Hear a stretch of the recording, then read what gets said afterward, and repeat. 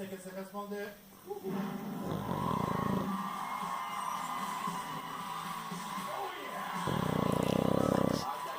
Muito bem, escreve para mim, Leonardo Magalha.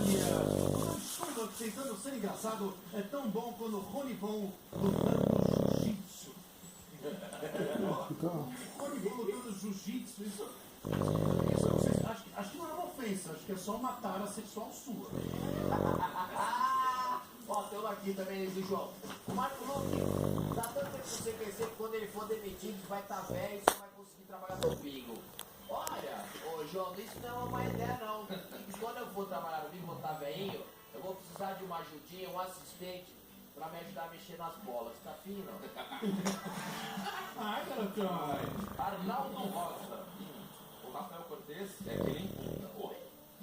Só sabe falar na rua. Quando está entre quatro paredes, só é bom calado. Arnaldo, você sabe muito bem como eu sou entre quatro paredes. Eu também sei como você é, meu filho. Você geme, grita e pede mais.